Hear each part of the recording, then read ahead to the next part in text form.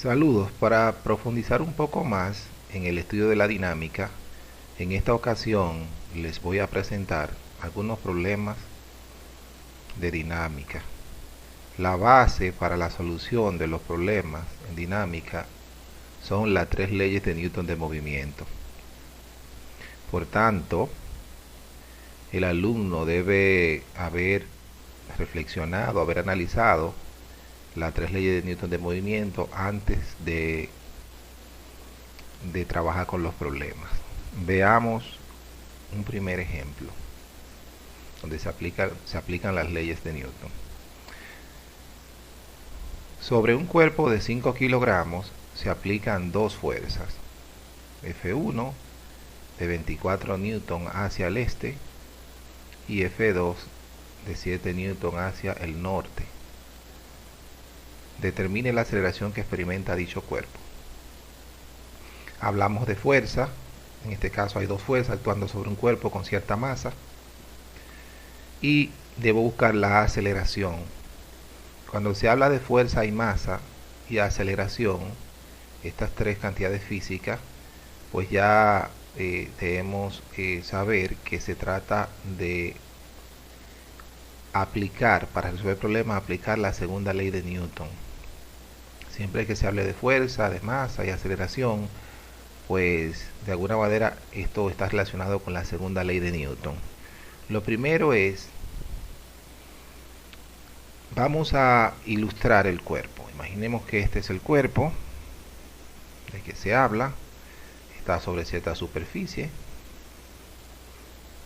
se le aplica una fuerza hacia la derecha o hacia el este, F1 de 24 newton, y una fuerza hacia el norte, hacia arriba, de 7 newton. En este dibujo estamos tomando como referencia el este, norte, sur y oeste, o sea, los puntos cardinales, tal como se muestra en esta figura que estoy señalando. Bien, los datos que tenemos son las dos fuerzas. Inmediatamente sabemos que la F1 es 24 newton en dirección 0 grados, porque está en el eje horizontal. F2 es 7 newton 90 grados. La masa es 5 kilogramos. Y lo que debemos encontrar es la aceleración. ¿Qué hacemos para encontrar la aceleración? Bueno, aplicamos la segunda ley de Newton, que dice que la suma de las fuerzas que actúan sobre un cuerpo es igual al producto de su masa por la aceleración que éste experimenta, y en la misma dirección. Es decir, si la fuerza neta que actúa sobre un cuerpo actúa hacia la derecha, entonces el cuerpo debe acelerarse hacia la derecha. A la suma de todas las fuerzas, también llamada fuerza resultante o fuerza neta, es la fuerza que resulta de sumar vectorialmente todas las fuerzas que están implicadas o que actúan sobre el cuerpo. Entonces, en este caso, obviamente, tendríamos que despejar de la ecuación de la segunda ley de Newton a la aceleración. Si despejamos la aceleración va a ser igual a la suma de todas las fuerzas entre la masa. Obviamente habría que dividir entre masa en ambos lados, se cancela masa al lado derecho y queda aceleración sola. Para determinar la aceleración, la expresión que tengo implica que primero hay que sumar las fuerzas o encontrar la fuerza neta. Es decir, la fuerza neta, simplemente a veces se le pone fuerza, es la suma de F1 y F2. Para yo aplicar la segunda ley de Newton no se refiere a ninguna fuerza en particular, se refiere a la resultante de sumar todas las fuerzas que actúan en el cuerpo. Lo primero es hacer esa suma vectorial, sumar esos dos vectores que representan las fuerzas y que son perpendiculares entre sí. Como ya lo hemos hecho varias veces, sabemos que cuando sumamos dos vectores perpendiculares entre sí, usando el método del polígono, dibujamos un vector F1 en la cabeza de De ese primer vector dibujamos el segundo vector, en este caso que es F2, y el vector resultante de la suma de la cola del primero hasta el extremo del segundo. Entonces estamos buscando este vector, cuánto mide, su longitud o módulo y la dirección. Obviamente vamos a usar el teorema de Pitágoras, porque aquí lo que tenemos es un triángulo rectángulo. Cuando aplicamos esto, el módulo de la fuerza neta será 24 al cuadrado más 7 al cuadrado. Usamos la calculadora científica. 24 al cuadrado es 576, 7 al cuadrado es 49. La suma de 576 y 49 es 625, y la raíz cuadrada de 625 es un número exacto, 25. Ponemos la unidad Newton. La fuerza se mide en Newton en el sistema internacional. Esa unidad se nombra así en honor a Isaac Newton, que podría decirse que es el padre de la dinámica. Entonces, al sumar las dos fuerzas, la fuerza neta tiene un módulo de 25 newton. Busquemos ahora la dirección del vector. Usamos la fórmula ya conocida, tangente inversa de el vector que se opone al ángulo, que es F2 de 7 newton, entre F1 de 24 newton. Sería tangente inversa de 7 entre 24, usando la calculadora científica. Eso me daría aproximadamente 16.26 grados. Tenemos el módulo y tenemos la dirección del vector. Ya con esto encontramos la fuerza neta o fuerza resultante. Ahora sí podemos aplicar la fórmula de la segunda ley de Newton. Si la aceleración será 25 newton, fíjese que al lado colocamos la dirección del vector fuerza neta dividido entre la masa, que es 5 kilogramos.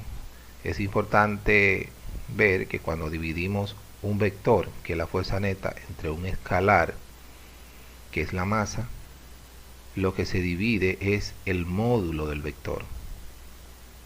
El ángulo que representa sentido y dirección no se afecta por esa operación. Al dividir 25 newton entre 5 kilogramos, el resultado sería 5 newton sobre kilogramo, es metro sobre segundo al cuadrado, que es lo que se mide la aceleración. Y la dirección de la aceleración es la misma de la fuerza neta, como dije cuando explicaba la segunda ley de Newton acá. Por lo tanto, la aceleración sería este valor, 5 metros sobre segundo al cuadrado, en dirección 16.26 grados. Es decir, que ese objeto debería moverse para acá, en la dirección que apunta el cursor. Se movería hacia allá, por la acción de ambas fuerzas. Con respecto acá a la unidad metro sobre segundo al cuadrado, queda esto porque un newton se define como un kilogramo por metro sobre segundo al cuadrado. Entonces el kilogramo del newton se va con el kilogramo de abajo y queda metro sobre segundo al cuadrado. Esa sería la aceleración que experimenta ese cuerpo bajo la acción de esas dos fuerzas. Y hemos aplicado la segunda ley de Newton, o el principio fundamental de la dinámica. Es importante saber que en la mayoría de los problemas dinámicos que tienen que ver con movimiento, generalmente se aplica la segunda ley de Newton, ya que la primera ley o ley de inercia es una ley básicamente de definición, no tiene una fórmula matemática. La tercera ley también, pero la segunda ley sí tiene una ecuación matemática que usamos bastante en los problemas, que es esto. Veamos un segundo ejemplo. Dice, la figura siguiente muestra un cuerpo en equilibrio bajo la acción de tres fuerzas. Si F1 es igual a 200 newton y F2 135 newton, determine el módulo de la fuerza F3. Si en esa condición dinámica dicho cuerpo se desliza sobre una superficie horizontal sin fricción, ¿qué sucederá con su velocidad al cabo de un minuto? Vamos a representar primero el cuerpo. Tenemos un cuerpo, no se habla de masa, una superficie horizontal, sin fricción. Tenemos una fuerza, F1, 200 newton. Según la dirección de la flecha, su dirección es 0 grados o hacia la derecha. Tenemos una segunda fuerza, F2, en sentido contrario de 135, su dirección sería 180 grados. Y hay una fuerza 3 que vamos a dibujar tentativamente hacia la izquierda, que es F3. Para saber básicamente cuál es el módulo de F3, debemos tomar en cuenta la condición o la información que nos da el problema acá, equilibrio. Cuando un cuerpo está en equilibrio, decimos que un cuerpo está en equilibrio cuando la sumatoria de todas las fuerzas que actúan sobre el cuerpo es igual a 0. Si la fuerza neta que actúa sobre un cuerpo es igual a 0, el cuerpo está en equilibrio. Eso es lo que establece la primera ley de Newton. Básicamente lo que estamos acá es aplicando la primera ley de Newton. La primera ley de Newton dice, si la fuerza neta o suma de todas las fuerzas que actúan sobre un cuerpo es igual a 0, el cuerpo o permanece en reposo o se moverá con movimiento rectilíneo uniforme. A esa condición de reposo o movimiento rectilíneo uniforme es lo que le llamamos equilibrio.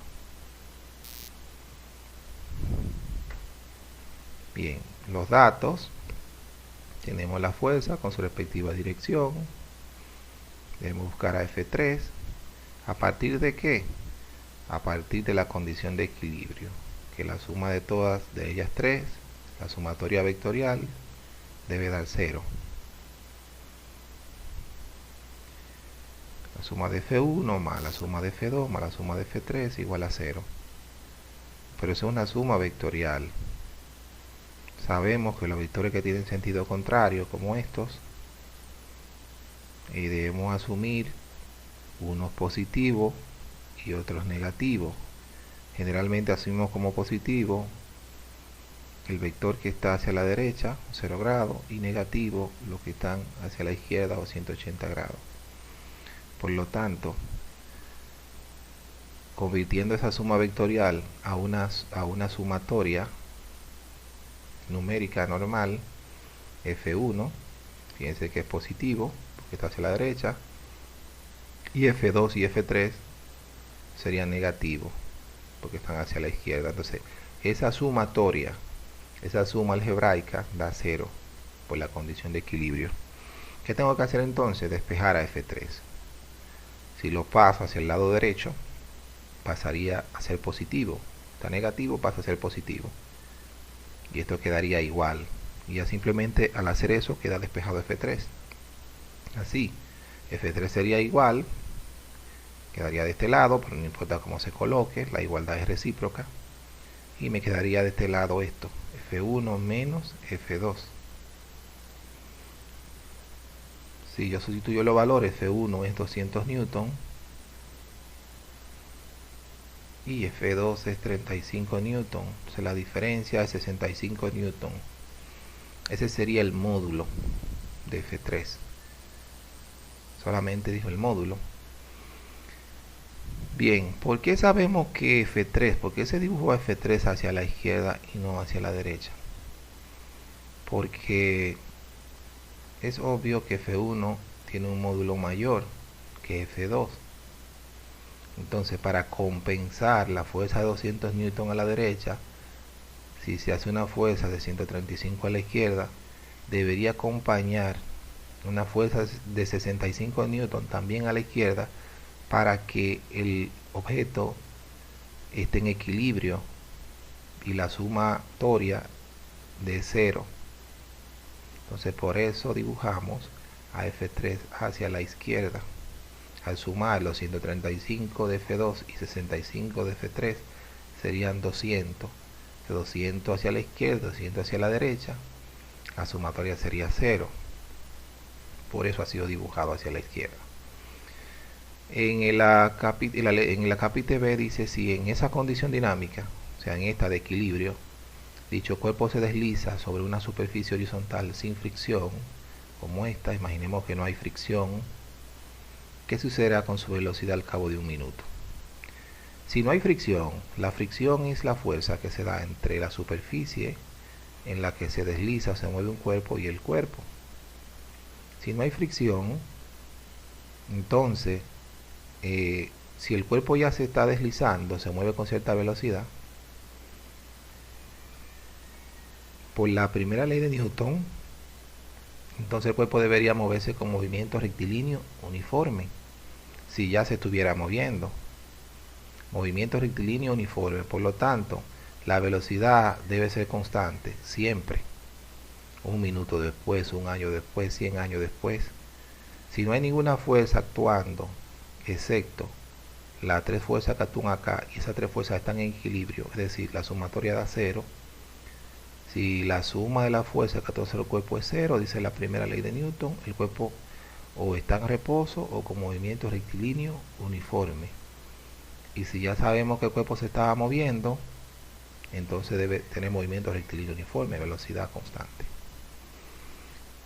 Eso es lo que dice acá. En esta condición de equilibrio, si el móvil se moviera en una superficie horizontal sin fricción, debe hacerlo con movimiento rectilíneo uniforme, eternamente, tal cual establece la ley de inercia o primera ley de Newton de movimiento.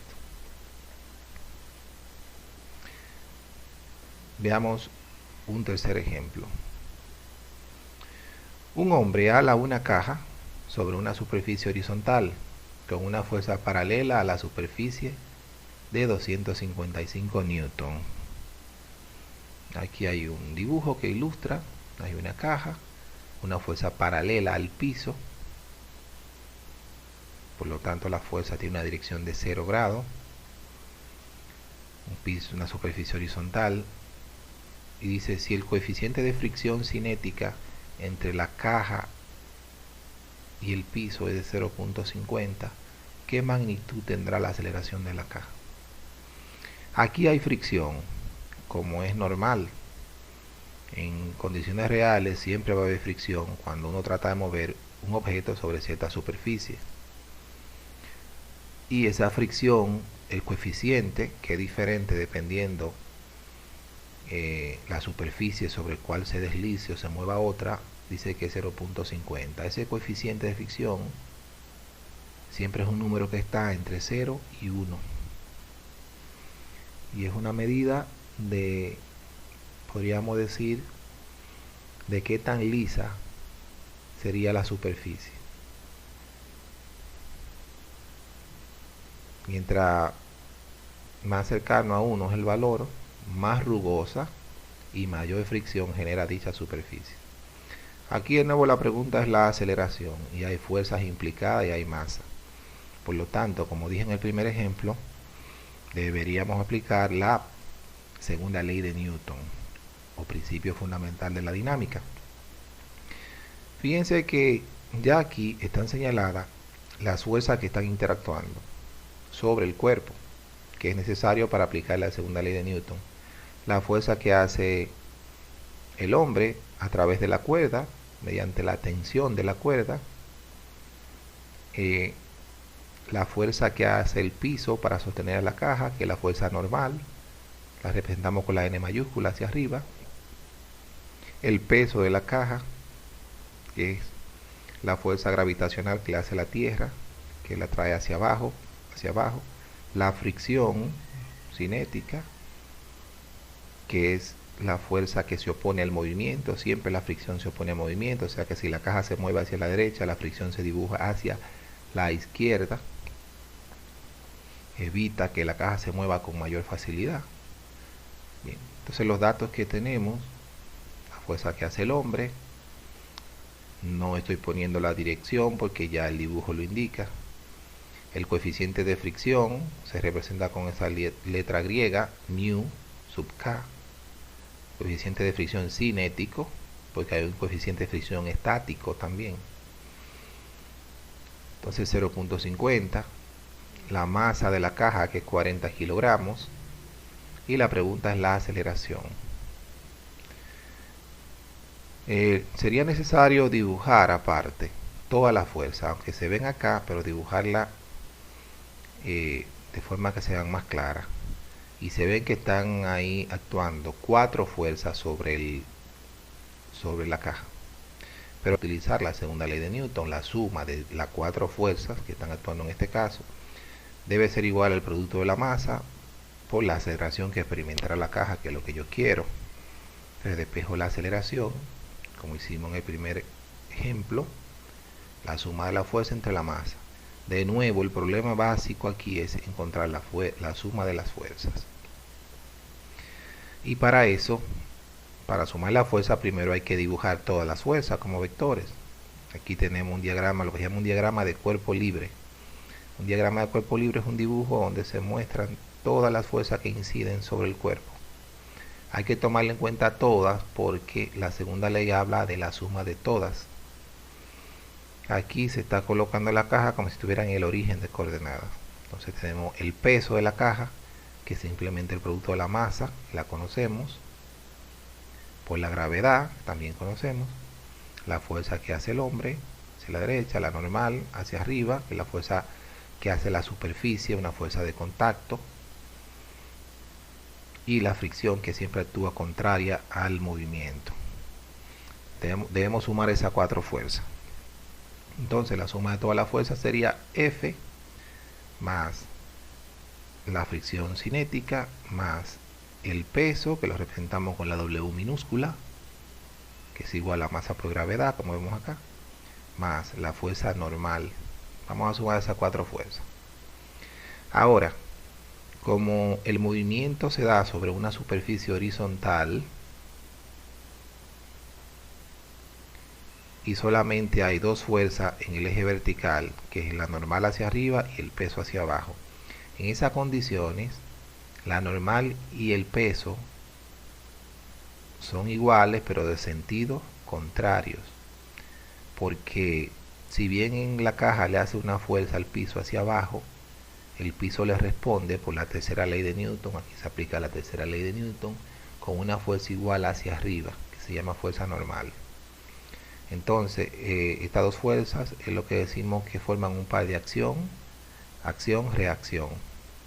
Y cuando el cuerpo se mueve sobre una superficie horizontal, esas 2 fuerzas tienen el mismo módulo pero sentido contrario. Por lo tanto, la suma de ellas dos, como son iguales y de sentido contrario, signo contrario, la suma va a dar 0. Y lo podemos cancelar. Eso va a dar 0, por lo tanto finalmente lo que nos queda es la fuerza que hace el hombre y la fuerza de fricción. Lo que significa que en el movimiento de la caja estas 2 fuerzas, normal y peso, no tienen ninguna incidencia. Como la fuerza que hace el hombre hacia la derecha y la fricción hacia la izquierda tienen sentido contrario, la suma vectorial de ellos finalmente es una resta de los módulos. Simplemente restar los módulos. Ya conocemos la fuerza que hace el hombre, pero no hemos calculado la fuerza de fricción cinética.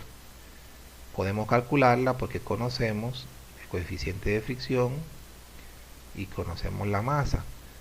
La fuerza de fricción se define como el coeficiente de fricción por la fuerza normal. La fuerza normal, dijimos acá, que es igual al peso en este caso, masa por gravedad.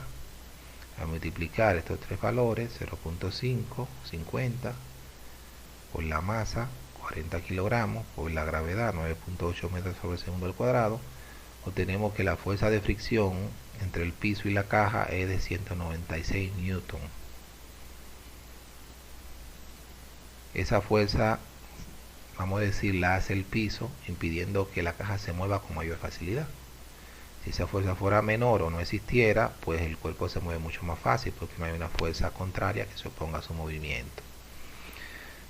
Bien, entonces estamos calculando la sumatoria de la fuerza solamente en X, porque ya dijimos que en Y se cancelan, y esto es para poder usar la segunda ley de Newton.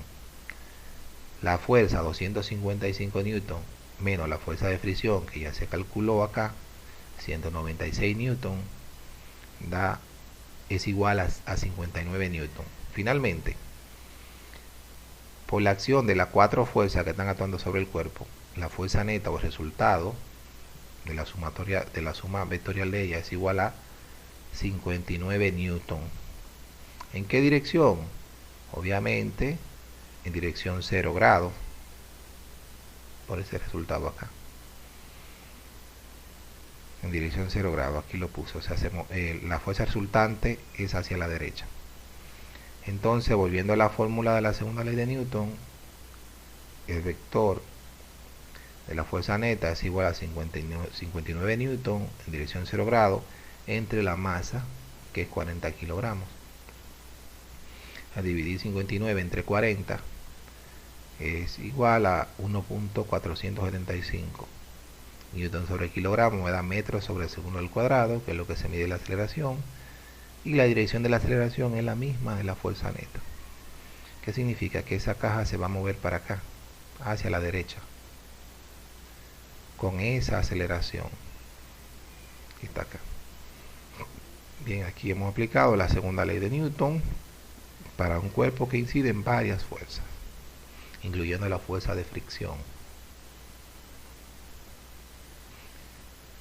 Bien. Veamos un cuarto ejemplo. En un frenado de emergencia, para evitar un accidente, un cinturón de seguridad con correa al hombro sostiene firmemente a un pasajero de 60 kilogramos.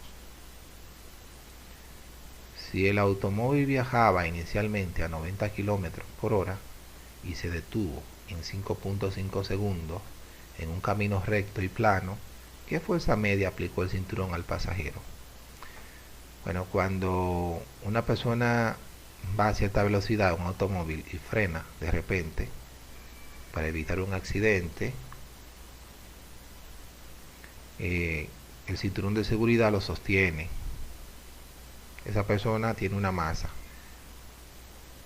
Al frenar de emergencia, el automóvil llevaba una velocidad y por la primera ley de Newton, los cuerpos que van dentro del automóvil quieren mantener su velocidad por la ley de inercia. El cuerpo tiende a mantener su estado de movimiento. Por eso es que cuando frenamos en un carro, de repente nos vamos hacia adelante, porque el cuerpo nuestro quiere seguir moviéndose como iba el carro. El cinturón nos ata al carro, al asiento, que sí se puede frenar porque está en contacto con el suelo por la fricción, y nos mantiene seguro con el carro.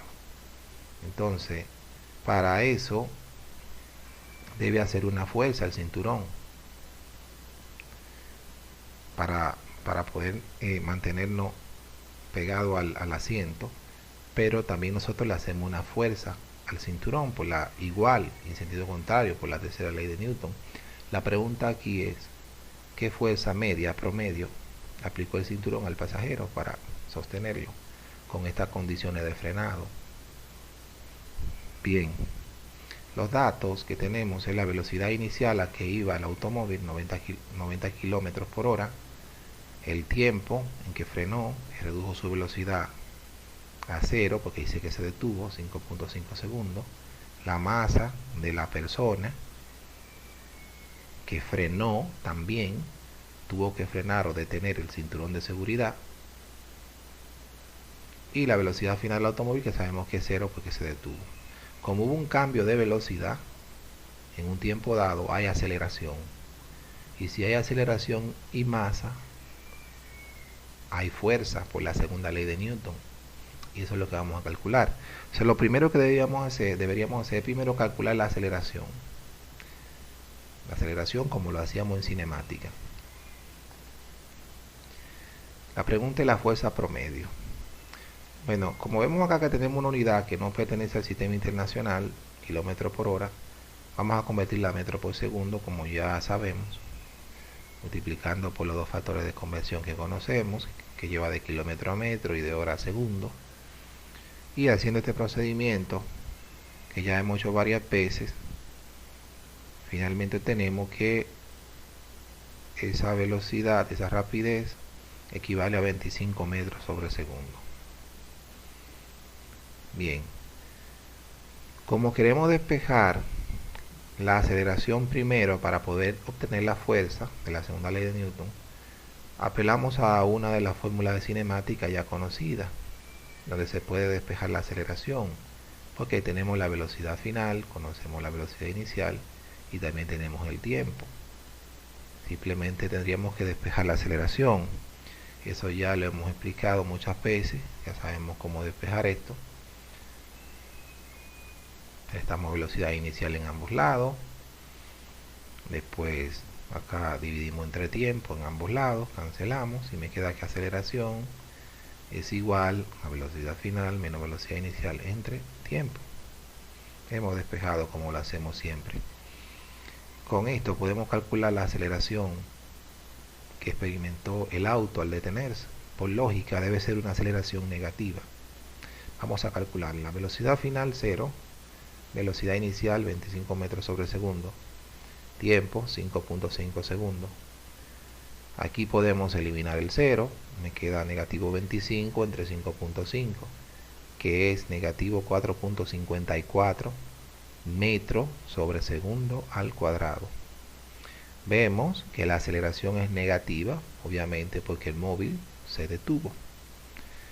Con esta aceleración que lleva el automóvil negativa y esa masa, que es la masa del pasajero, que es la masa que tiene que frenar, evitar que se mueva el cinturón, tiene que hacerle una fuerza para evitar que se mueva. Eso es lo que vamos a calcular. Entonces, ahora lo que hacemos es que aplicamos la segunda ley de Newton. La suma de la fuerza que actúan sobre la persona, en este caso, es igual al producto de su masa y la aceleración que experimenta dicha persona, que es la misma que lleva el auto. La persona va dentro del auto. En este caso, solamente por asunto de simplicidad, estamos tomando en cuenta la fuerza que hace el cinturón. Hay una sola fuerza, por lo tanto no hay que sumar, solamente hay una. Aplicando esto, la suma de la fuerza, la masa de la persona por la aceleración calculada, y esto me da negativo 272.4 newton. Esa sería la fuerza que hace el cinturón para evitar que la persona se golpee contra el tablero del automóvil o salga por la parte delantera del automóvil en cualquier accidente. El automóvil se va deteniendo, su aceleración es contraria a su desplazamiento, y esa fuerza debe ser también tener el mismo signo de la aceleración para que la fuerza sea contraria a cómo se va desplazando el automóvil mientras va frenando, hacia atrás, si el automóvil se mueve hacia delante. ¿Qué hemos hecho acá? Hemos aplicado la segunda ley de Newton, como siempre. Hemos analizado la implicación de la tercera ley de Newton con respecto a lo que hace el cinturón al pasajero y el pasajero al cinturón. Hemos calculado la aceleración primero, con lo que ya conocemos de cinemática, y también hicimos conversiones. Con esto hemos terminado y finalmente, como siempre les dejo con esta expresión de Isaac Newton. Isaac Newton, que es uno de los físicos y científicos más grandes que ha existido en toda la historia. Un tipo súper inteligente. Y todo esto que hemos explicado y muchísimas cosas más se deben al ingenio de Isaac Newton. Pero Newton tuvo que reconocer en algún momento que sus hallazgos y sus estudios no solamente se deben a ideas propias de él, únicamente de él, que en verdad fue un genio, sino que también tuvo que apoyarse de lo que ya habían estudiado otros y ampliarlo un poco más. Y por eso dijo esta expresión: si he logrado ver más lejos, ha sido porque he subido a hombros de gigantes. A esos gigantes que se refería a Newton era Galileo Galilei, Nicolás Copérnico, Johann Kepler, entre otros físicos anteriores a él que también estudiaron el movimiento, especialmente el movimiento planetario y a, de, a partir de esas observaciones y esos estudios, pues él pudo ver un poco más lejos que ellos, pero fue porque se subió, como dice la acá, a hombros de gigantes. De igual manera, a veces tenemos que acompañarnos o subirnos a hombros de gigantes, seguir el paso para poder ver más lejos que los demás. Hasta la próxima.